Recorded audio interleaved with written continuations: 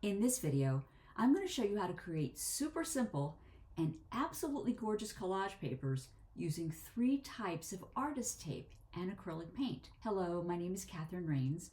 I'm a mixed media collage artist, and welcome to Tune In Tuesday, where I share art demos to expand your mixed media toolbox. If you see value in my art demos, I would deeply appreciate a thumbs up, and if you would subscribe to my channel below. Links for all the supplies to make tape papers are down below under the word more. And while you're there, you might also want to check out my free 5-lesson online workshop, Collage Kickstart, where I teach you how to use all the collage papers taught during Tune In Tuesday to make fabulous collages the very first try. So let's get into creating gorgeous collage papers with artist tape and paint.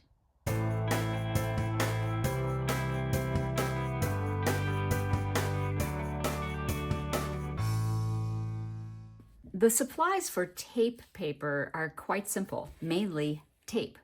And I actually experimented with 3 different types in this demo, thinking that they would all work, and they all did to a degree. This is repositionable tape, this is frog tape, but the winner was this one. It's some Japanese brand. It's called Nichiban masking tape. I'm completely in love with it. And this is the only one I'm actually linking in the supplies under the word more under this video, because this is the winner. It's an amazing tape and it's not that expensive to use. As far as papers, you want to pick something that's a little heavier weight. You are putting tape down on it and you're peeling it off. So you want the paper itself to be a little substantial. And if it's not, you want to put a layer of gloss medium on top of it, which is what I learned the hard way. I actually tried this on music paper, which you'll see in a few minutes. In terms of paint, I'm using acrylics. This is Nova brand, my favorite, and I'm using my standard 3, actually this is 2 colors, but I always use the same 3 primaries for all of my papers. Phthalo blue green shade, Hansa yellow light, and I've mixed in some black and some white just for some variety. In fact, using more colors might be even prettier, but I only tried with these 2. So let me show you how simple and magical this technique is. So I'm going to try this with repositionable artist tape. It's a hard word to say. And I'm putting it on one of my wood boards just so that I can lift this easily off my table. I pulled off a piece and I'm going to kind of randomly put these on here. I do want a crisscross design for this, but I'm not that exact. I actually kind of want it to be a little wonky in terms of not perfect. So I think I'm gonna put these at different kind of spaces. Now, theoretically, this tape should be reusable, so I will try that because I don't like wasting things. It's amazing how even these look without measuring. So I'm going to do the same thing to create a grid going across. So I'm going to just press the tape down so to make sure it's as secure as possible. So ideally, I don't want the paint to seep under the tape. So I've got my color palette and I'm gonna put some paint on my palette paper and just mix it right here into different colors. So I think I'll start filling them in with some of the solid blue. I'm gonna add a touch of black, which will add just a different variation of that blue, because I don't want every box to be exactly the same. But actually, I'm not a big fan of that green. So I'm going to add some more blue to it. And now I'm getting more of a teal. And maybe add a little bit of white to that, because I kind of want a page that has a lot of different colors on it. This is also a really great way to kind of experiment with your paints and still make something. You know, you're still creating a paper that you could potentially use in your collages. Oh, I love apple green. Don't like full green, but I love apple green. Now I am wasting a little bit of paint because I'm painting over the tape. So I could use a smaller paintbrush and just paint in each one of the little squares, which, you know, that would probably be a good idea for the next one. Okay, I'll let this one dry. We'll see what we get. This one's now dry. Let's do the big reveal.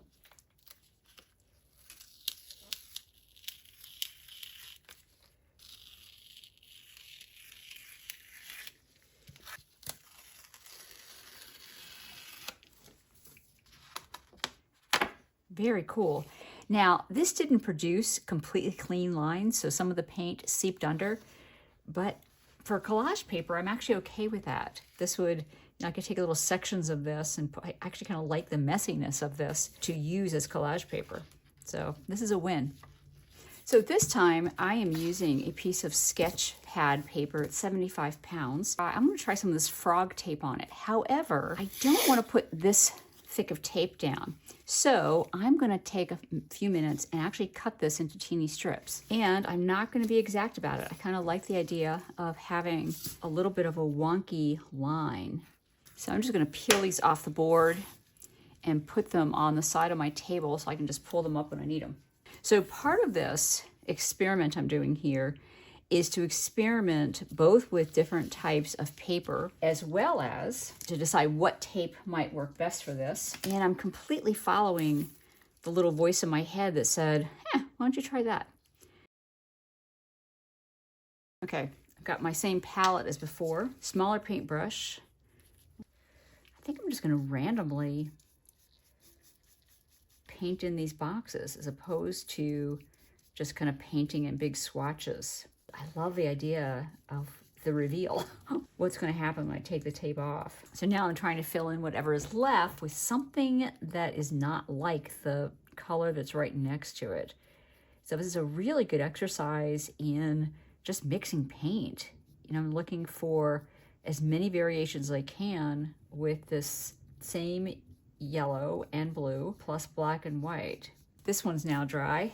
This one's gonna be a little more challenging to get the tape off because there are so many layers on top of layers of tape, so it may have to come off in layers. This is like peeling back a puzzle. And it doesn't look like I'm gonna be able to use this tape more than once. This is what I'm coming to the conclusion of. This is kind of entertaining taking this off because I have to keep figuring out what's the next one I can take off from a layer perspective. But I like this frog tape a lot. I'm getting cleaner lines, which means the tape adhered really well to the paper, and I didn't get paint that seeped underneath. And here we go. Very, very cool. Would be a really beautiful collage element. I'm going to experiment with yet another type of painter's tape. This is a tape I bought for a class that I took, and I just cut it with an X-Acto into tiny little strips. Again, I think I'm going to do a crisscross again, just this way and this way, but with funky lines.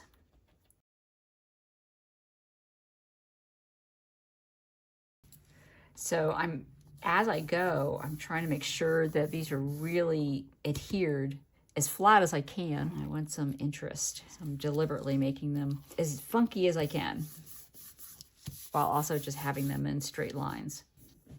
I don't know if I need to do this, but I've got a bone, whatever this is called.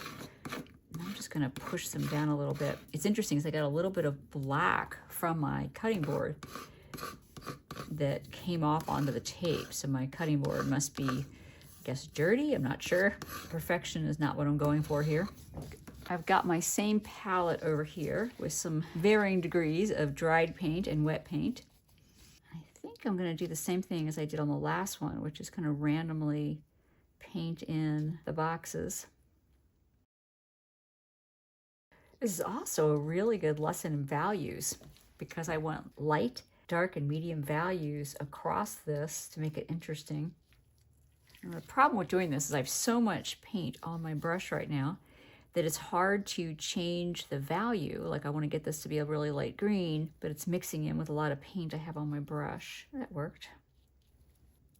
It'll never cease to surprise me how just one blue and one yellow can produce all of these colors. And we'll let this one dry. So this one's almost dry, but I'm really curious to see how this tape, which is different than the other two, is going to work. Ooh, this could be the winner.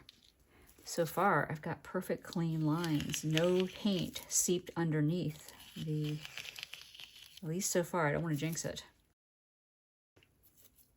And this is the winner. All clean lines except for a little bit of the black that actually came off from my cutting board, and that might actually peel off. I'm in love with this. I've got a piece of mixed media paper, a lot of leftover paint here, so I thought it might be fun to wet down some of this paint. You never know what kind of color you're going to get when there's a lot of miscellaneous paint here. I just want to make a wash, like a light wash on top of the paper, and then do the same painting technique once this color is dry. Now, this is curling. If I had wet the paper down, it would have sat flat, but it doesn't really matter. Once it dries, it will go down flat again. So let this dry, and then I'll put the tape on it. Now, this didn't uncurl itself, so I'm actually going to use the tape to make the paper flat. So I think I'm going to do one of those cross-section ones again.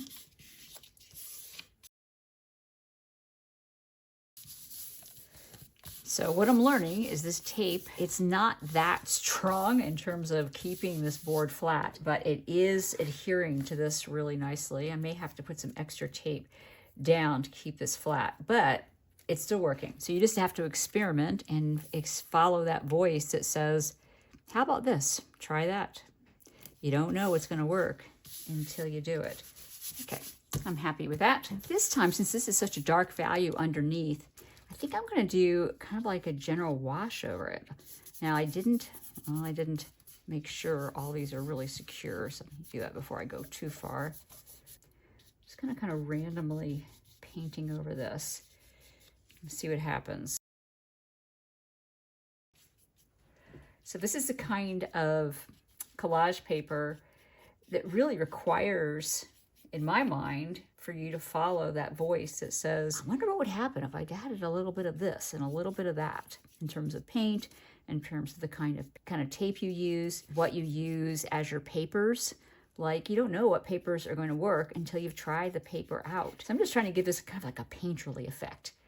I just can't wait to pull the tape off and see what this looks like. It's hard to see where the top tape is, so you can begin pulling it off since there's so many layers of tape here. And this is a winner. Love that. Okay, this time I've put a thin wash of acrylic paint on a music score. Again, I'm using this painter's tape, and I've cut these into little strips. And we'll see how it works on a kind of fragile piece of paper. So, by the way, I'm testing to see if when I pull this paint up, will the paint come off with this? And it doesn't, at least it's not now. Okay, I'm just doing one last kind of push everything down, make sure all of the tape really is adhering very well. All right, so the question is what to put on top of this. So I need it to be a lighter value or a darker value. So this is a medium value. I'm kind of liking that. Do like a painterly effect on this one. Since this is the last one I'm going to do, I'm going to kind of see if I can use up the paint on my palette, which could lead to some interesting textures because I'm going to lay the paint on kind of thick, but I still want to keep this rather light, but all the colors on my palette go together. So it's a matter of whether I want to use that darker blue and add a little bit of interest in here. I guess I do because I just did it. So I can't wait to see what this one looks like. This one's dry, and as I start to take off this tape, I am realizing that the paper itself was just a little fragile. So the paper underneath it is actually peeling up with the paint. Although this is probably going to produce something interesting, I think I'm going to try something else to get better results. So I've taken another piece of music paper, but this time I've coated it with some gloss medium and let it dry. And I'm thinking it might work better with this because I've actually protected the surface. Okay, let's try this one more time. Now I do have a rip in my paper here. That actually happened when I tried to lift this off of my wooden board because gloss medium basically is a glue. So the gloss medium glued my paper to the board and it ripped a bit, but that's okay. I'm going to rip this paper eventually anyways for a collage, so having a rip in the paper is not a problem. Now I'm going to put strips the other way, just like I did on the other one. Now I have seen artists do this exact technique, but with very measured lines. so everything is very even. And I think that's beautiful too. It's just not my preference. I like it when using it for a collage paper when it's just a little bit off, like it is here. Off camera, I added the paint. So let's see if having a gloss medium as the bottom layer works better. And so far, it is. So this is turning out probably to be my favorite of all of them. I'm so glad I thought of putting a gloss medium as the bottom layer. Wow, look at that. Unbelievable. Now there's a couple places where the paint went under the tape. That's just because I was so anxious to get the paint on that I didn't rub the tape down enough. But for the most part, these are gorgeous. Now, just for comparison, this is the one that it's a music paper, but I didn't put gloss medium down first, so the paper underneath it came off. But actually, this is pretty cool too. You just can't see the cool music underneath. So I consider both of these a win. Because I made both of these with different types of tape, where a lot of the paint went under the tape, I decided I have to redo these. So of course I did. And I have got a gorgeous collection now of so many papers. To be honest, this paper was a huge surprise. When I thought of doing it, I went, you know, maybe this will be something, but I am over the moon in love with these. And I can't wait to see what they will look like in a collage. I hope that you enjoy making these magical papers as much as I did. To learn how to make many more types of collage papers, check out the links that are about to appear right here. And be sure to join my 5-lesson online class, Collage Kickstart. The link to sign up is under the word more below. And if you haven't already subscribed to my channel, I would be deeply grateful if you would. And I'll see you here next week for another Tune In Tuesday.